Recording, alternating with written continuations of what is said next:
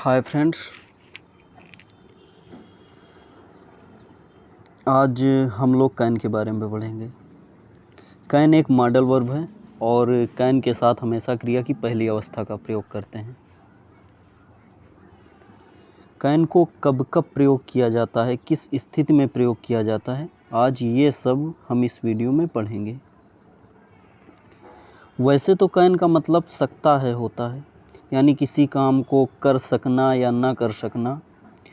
लेकिन हमको सकना शब्द नहीं देखना है, हमको ये देखना है कि कौन सी स्थिति में कौन का प्रयोग करना है, क्योंकि सकना शब्द हर जगह नहीं होता। जैसे क्या तुम खाना बना सकते हो, ठीक है। इस वाक्य को हम ऐसे भी बोल सकते हैं, क्या तुम खाना बना पाते हो या क्या तुम खाना बना लोगे। इन वाक्यों में सकना शब्द नहीं आया, सकना या सकता शब्द नहीं आया, तो क्या कैन का प्रयोग नहीं होगा? बिल्कुल प्रयोग होगा, क्योंकि इन वाक्यों में किसी की योग्यता या क्षमता के बारे में बताया गया है।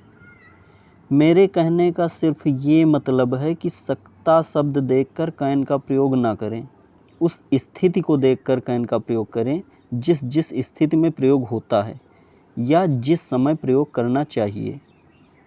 तो चलो शुरू करते हैं।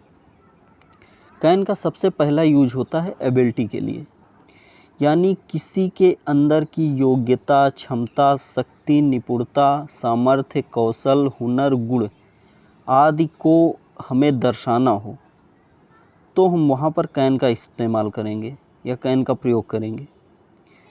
एग्जाम्पल के लिए हम ये देख सकते हैं, जैसे किसी के अंदर ये हुनर है कि वो अंग्रेजी बोल पाता है या बोल सकता है या बोल लेगा, तो हम सकता है यानी ऐसा मन में नहीं सोचेंगे कि वह अंग्रेजी बोल सकता है। जहाँ पर ऐसी स्थिति होगी कि किसी के अंदर का कोई हुनर या कुछ भी दिखाना हो, वहाँ हम ऐसे डायरेक्टली बोल सकते हैं, he can speak English. Hindi में मन में ये नहीं सोचना कि सकता शब्द आ रहा है तो हम कैन का यूज करें, ठीक है। तो उससे नहीं मतलब, जहाँ पर वो स्थिति हो, किसी के अंदर का कोई हुनर, गुण या क्षमता या कुछ भी देखना हो, उसके अंदर की क्वालिटी के बारे में बताना हो, तो वहाँ पर हम ऐसे बोल देंगे, ही कैन स्पीक इंग्लिश। इसी का अगर हमको निगेटिव यानी वो ये नहीं कर सकता इसके बारे में बोलना है, तो हम simple he can not speak English बोल देंगे। कैन नॉट को कांट भी बोलते हैं शॉर्टकट में। और इंट्रोगेटिव बनाना है तो कैन ही स्पीक इंग्लिश बोल देंगे, यानी क्या वह अंग्रेजी बोल सकता है या क्या वह अंग्रेजी बोल पाता है या क्या वह अंग्रेजी बोल लेगा, ठीक है। और इंट्रोगेटिव प्लस निगेटिव यदि बनाना है, यानी ऐसे हमको बोलना है कि क्या वह अंग्रेजी नहीं बोल पाता है या नहीं बोल सकता है, तो इसका हो जाएगा can he not speak English. Ability के लिए अगला एग्जाम्पल है, यू कैन प्ले, यानी तुम खेल सकते हो। खेलने की क्वालिटी उसके अंदर है, तो यहाँ पर हम हिंदी में मन में ये नहीं सोचेंगे कि तुम खेल सकते हो, उसके अंदर जो भी हुनर है, खेलने का हुनर, तो हम बोल देंगे यू कैन प्ले। और नेक्स्ट एग्जांपल है, सी कैन ड्राइव अ कार, वो कार चला सकती है या वो कार चला लेगी या वो कार चला पाती है। नेक्स्ट एग्जांपल है, they can sing a song, I can cook food. तो मतलब अब हम लोग समझ ही गए होंगे कि एबिलिटी जहाँ पर दर्शानी हो तो हम कैन का यूज किस तरह से करेंगे। दोस्तों, कैन का दूसरा यूज है पॉसिबिलिटी के लिए, यानी संभावना होने या ना होने की स्थिति में हम कैन का यूज कर सकते हैं। इसका एग्जाम्पल है, इट कैन रेन टुडे, आज बारिश हो सकती है।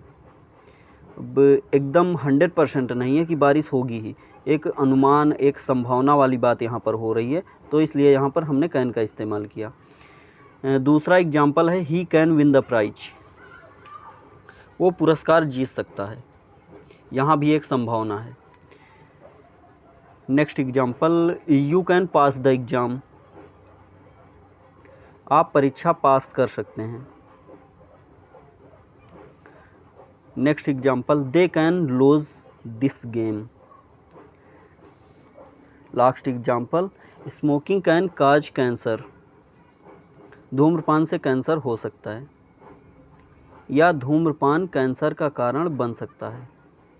मेरे कहने का मतलब ये है कि जहाँ पर पॉसिबिलिटी यानी संभावना होने या ना होने की स्थिति हो, वहाँ पर हम कैन का प्रयोग कर सकते हैं। कैन का तीसरा यूज है परमिशन के लिए। परमिशन यानी अनुमति लेने या देने के लिए। एग्जाम्पल है इसका, कैन आई गो नाउ। जैसे मैंने किसी से पूछा, अनुमति मैंने उससे ली जाने की, कैन आई गो नाउ, क्या मैं जा सकता हूँ। तो जिससे मैंने अनुमति मांगी वो मुझे ऐसे बोल सकता है यस यू कैन गो।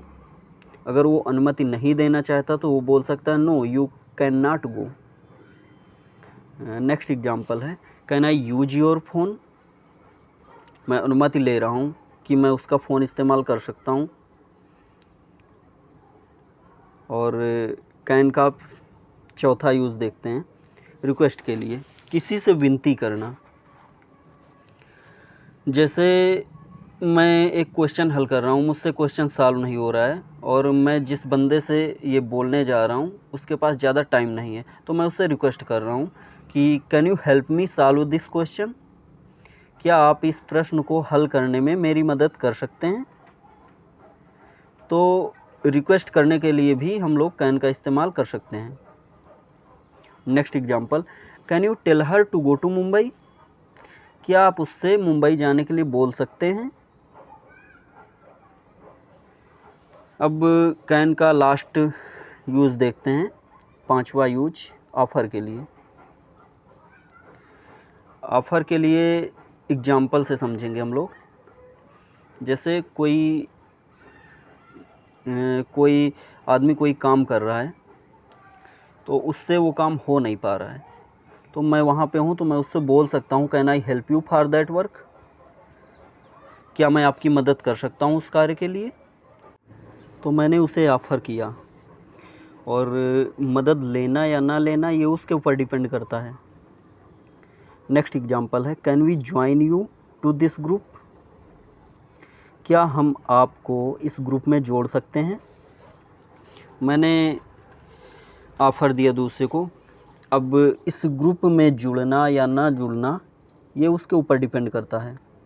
मेरे कहने का मतलब ये है कि हम कैन का इस्तेमाल ऑफ़र देने के लिए भी कर सकते हैं, और कैन के और भी प्रयोग होते हैं, जैसे एक्टिव पैसिव में, डायरेक्ट इनडायरेक्ट में।